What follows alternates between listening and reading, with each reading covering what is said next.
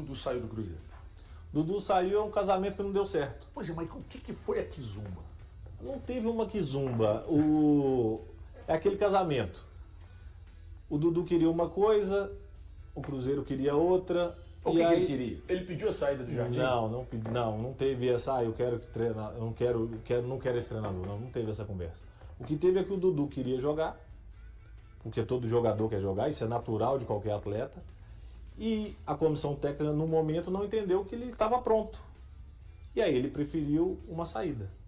E foi de comum acordo, foi tranquila a rescisão dele, nós não tivemos nenhum atrito. É um jogador que não quer mais ficar no clube e a gente vai priorizar sempre quem quer ficar no Cruzeiro. A pessoa que não quer ficar no Cruzeiro, a porta sempre vai estar aberta para quem está lá dentro, tem que dar a vida, tem que se dedicar ao máximo e se entregar ao máximo. Quem não quiser não vai ficar. Então Dudu foi um casamento que não deu certo. Quando ele fechou com o Atlético, te surpreendeu ou te chateou?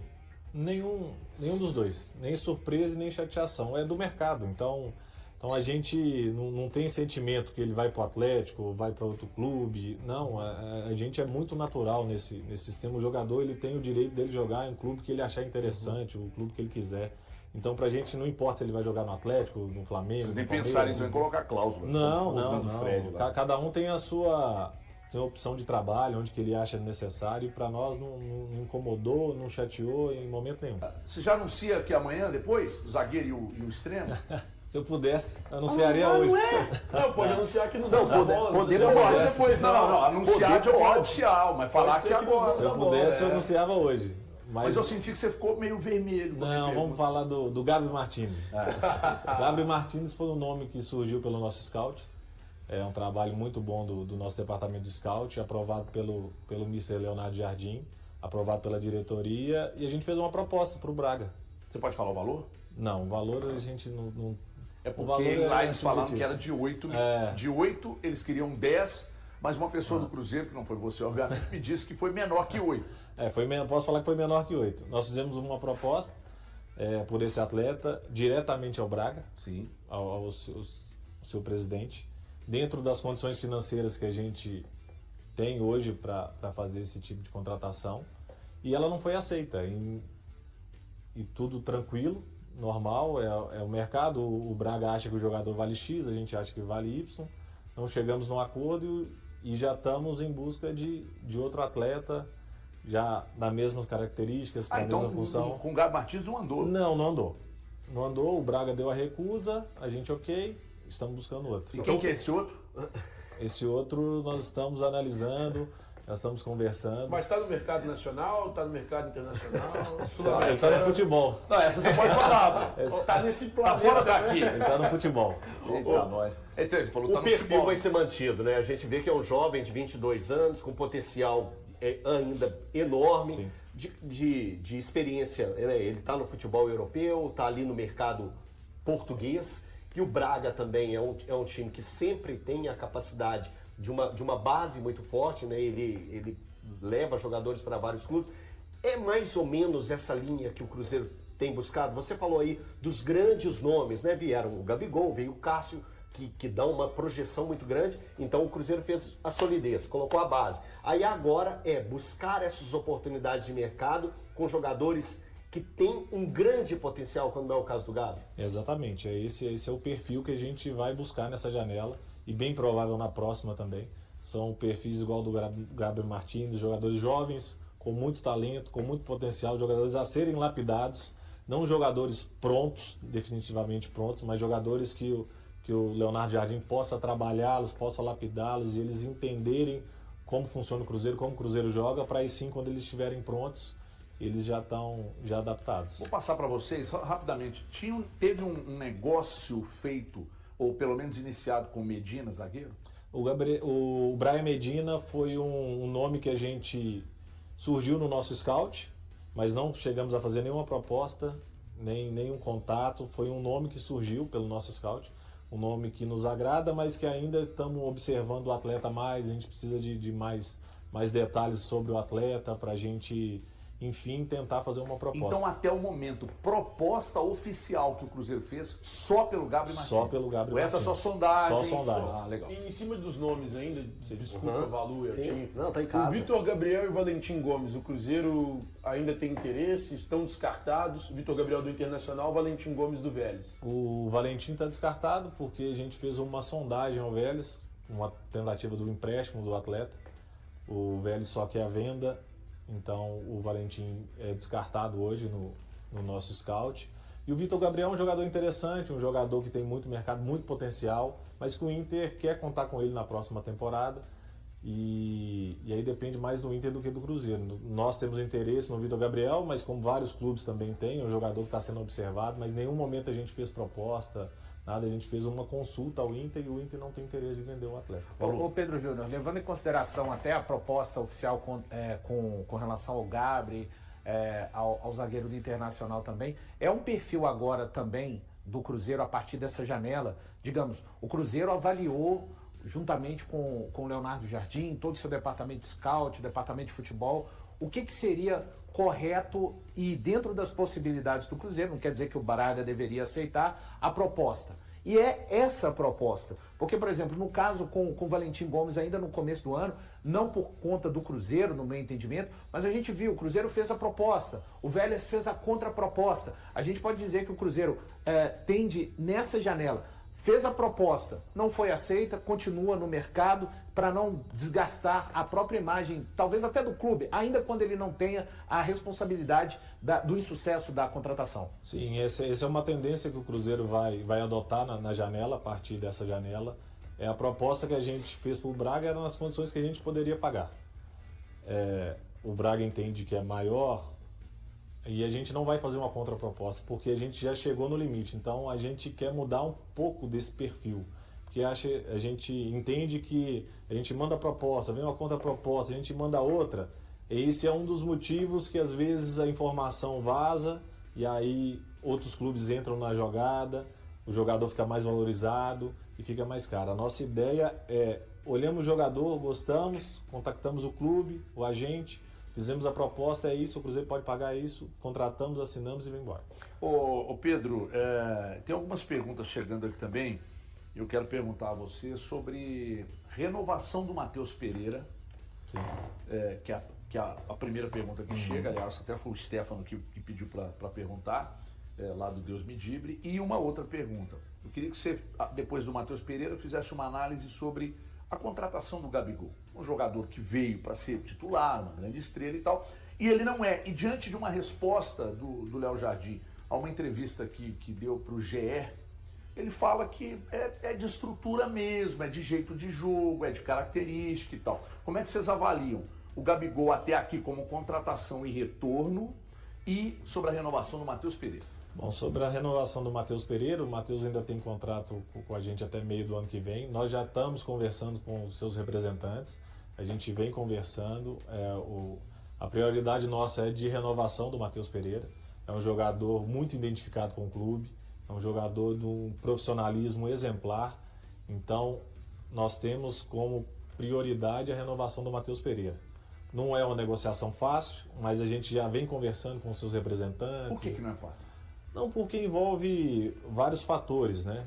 Então é um jogador muito, muito valorizado no mercado, é um jogador que tem mercado fora. Então a gente vai fazer dentro das condições do clube, que for melhor para o Cruzeiro e para o Matheus, a gente já está buscando essa renovação. Ô Pedro, Sobre o Gabigol. Sobre o Gabigol. O Gabigol, ele nos entrega tudo que ele foi contratado, tanto na parte desportiva, quanto na parte comercial, na parte de marketing. O Gabriel foi um pacote que a gente contratou e que ele entrega o retorno. Hoje ele não é o titular absoluto, mas por opção do treinador, mas ele faz parte de um contexto, de um grupo que tem ali o foco, é o Cruzeiro.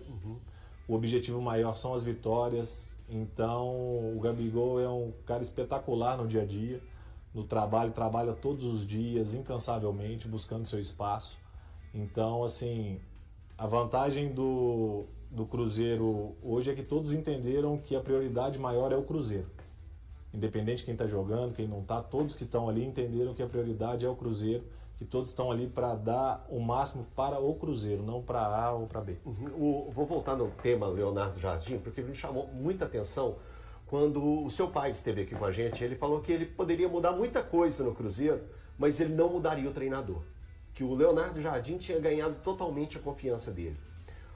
Que característica, o que o Leonardo Jardim fez para ganhar essa confiança total de vocês logo nos primeiros movimentos, de trabalho dele mesmo, de pessoa ou postura que ele teve junto a vocês, para ele ter ganhado essa tamanha força e ter ampliado a capacidade dele dentro do próprio clube? O que chamou tanto a atenção de vocês? O que é seu, do Pedro mesmo, que você pode falar assim, Alton? Cara, ele fez isso, isso e isso. O que chama tanta atenção? Explique um pouco mais como é o Leonardo Jardim nesse time do Cruzeiro. Então, o Leonardo Jardim ele veio com uma cabeça muito diferente, né, do que a gente tem aqui no futebol brasileiro. É um cara que já trabalhou em várias SAFs, no Mônaco, no mundo árabe. Então, ele está muito preocupado com o clube. Então, com o que o clube vai ganhar de retorno com aqueles atletas que estão ali, o que o clube pode rentabilizar em algum momento. É um gestor técnico. Ele tem um perfil de um manager. Sim. Ele tem um perfil de cuidar não só da parte técnica, mas de outras áreas do clube, de outras áreas de convivência. Então ele é preocupado com o Cruzeiro como um todo. O macro, né? Ele vê o macro. Ele é muito preocupado com as categorias de base do clube. Então ele vê o Cruzeiro como um todo e não só a parte técnica. Então isso nos agradou, isso nos chamou a atenção, que é uma pessoa que está do nosso lado, que está preocupado também com o clube, não só com a parte esportiva. E como é que é o trato dele na gestão de grupo? Porque fala-se muito no treinador, tem treinador que a gente sabe que o cara domina o aspecto tático, mas que não consegue fazer uma boa gestão de grupo. Como é e que tem o bonde vestiário, né, HG? Que é o famoso bonde vestiário. Como é que é a gestão de grupo dele? A gestão dele, ele é baseado na verdade e na sinceridade. Então, tudo que ele Mas tem tem lá... umas sinceridades que elas às vezes machucam. Né? Às vezes ela pode machucar no início ali, mas ao longo prazo ela se ela firma. Porque ele sempre tratou muito respeitosamente com os atletas. Nunca teve nenhum atrito, então os jogadores respeitam ele muito. E ele tem uma postura muito de ajuda ao atleta, de entender o momento que ele está passando, do que ele pode agregar para ele evoluir. Então os jogadores sentiram confiança nele. Então hoje ele tem o grupo na mão, ele tem o elenco todo na mão. Então isso facilita muito o trabalho dele na parte tática e na parte técnica. O falar o assustar, por exemplo, eu fiquei assustado, acho que foi na segunda coletiva dele, que ele falou sobre o elenco, que a gente até falou aqui. Como que foi para vocês também, assim, ele tá falando do elenco, é a sinceridade do português, como que foi para vocês ali naquele momento? É a sinceridade dele, né? Eles são muito sinceros, né? Os portugueses em si, eles têm uma dinâmica de ser muito literais e diretos. Mas essa do elenco ele já tinha falado com a gente antes, então na coletiva pra gente não foi surpresa. Então foi tranquilo. Então ele é muito sério, direto, sim, não. E aí a gente se dá muito bem, porque a nossa gestão também é assim, nós somos baseados no mundo corporativo que a gente vê e é muito correto, então foi muito tranquilo isso. Boa. Gamarra, Wallace e Lautaro Dias. Existe alguma possibilidade de saída desses três atletas nessa janela de transferências ou eles vão permanecer aqui no Cruzeiro? A tendência é de permanência. A tendência é a gente não perder nenhum atleta, a não ser que a gente receba uma proposta e a gente entende que é bom para o Cruzeiro e para o atleta, a gente faça essa venda, mas a tendência não é a saída de nenhum jogador nessa janela. A tendência é a gente trazer 2 peças no máximo e se a gente não trouxer ninguém também está tudo certo. A gente confia no nosso elenco, a gente confia no que a gente tem, mas a tendência é não ter a liberação. A não ser que chegue uma proposta que seja muito vantajosa para o clube e para o atleta, a gente libera e contrata outro para esse setor. Mas se não, todos aí estão mantidos. Mas os 3 citados pelo Thiago, o clube recebeu alguma proposta? Nenhuma. Não, né? Não. Como é que você avalia a questão do Wallace? Porque o Wallace foi um jogador que, quando foi contratado, ninguém aqui reprovou, né? Sim. Grêmio, seleção olímpica, os números dele, que quando foi da Udinese, um negócio espetacular, o Cruzeiro contratou, ele não rendeu e ainda não rende. Como é que vocês avaliam, como é que você trata isso com os seus pais? Não, de uma forma muito natural. O Wallace é um ativo do clube, um ativo importante, é um jogador que se dedica muito, um jogador que trabalha muito no clube, é um jogador que se entrega muito nos treinamentos e ele não está tendo as oportunidades para ele talvez desenvolver ou mostrar um futebol melhor, mas que nós não temos, pelo contrário, a gente até é muito satisfeito por ter o Wallace no nosso elenco, porque a gente sabe que quando precisar do Wallace ele vai estar pronto, ele está à disposição, e ele tá muito focado no objetivo Cruzeiro e não passa nem pela cabeça dele nesse momento em deixar o clube. Pedro Júnior, principalmente torcedor do interior, vejo com uma demanda muito grande a respeito de Cruzeiro. Duas questões. O clube pretende fazer mais ações, como a que fez recentemente com o Caio Jorge, na tentativa de trazer sócios do clube que, por algum motivo, acabaram deixando o programa de sócios para tentar trazer mais. E se a caravana do Cruzeiro pelas cidades do interior, isso tem um plano de voltar, quem sabe no ano que vem, talvez para esse ano seja mais difícil, porque existe uma demanda muito grande da torcida do Cruzeiro por todo o interior de Minas. O estado de Minas Gerais é muito grande, né? Então a gente vê o interior às vezes um pouco distante, não tem a capacidade de vir aqui para ver um jogo, para acompanhar o Cruzeiro. Então a gente tem, até o nosso presidente, meu pai, disse que no Campeonato Mineiro, às vezes, mandar alguns jogos no interior para trazer esse torcedor mais perto.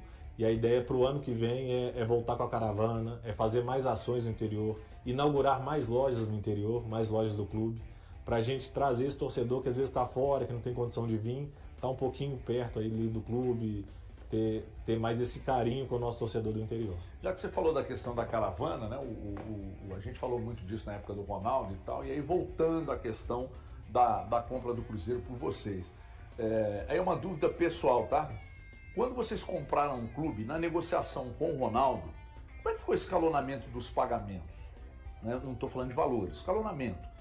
Pagou à vista, 10 anos, 5 anos, como é que ficou esse escalonamento? Não, a gente tem uma programação de pagamento para o Ronaldo, não foi à vista, então ela tem aportes anuais para ser feitos, então a gente ficou aí entre 4 anos para fazer todo o pagamento dele na compra da SAF. E uma outra ainda pegando carona nessa, se amanhã aparece um sujeito que vocês gostam, bilionário, e fala: ô Pedro, deixa eu participar desse negócio aqui, esse negócio tá muito bom, deixa eu entrar aí, comprar umas ações, vocês vendem? Nós agradecemos ele muito de coração, mas a princípio não.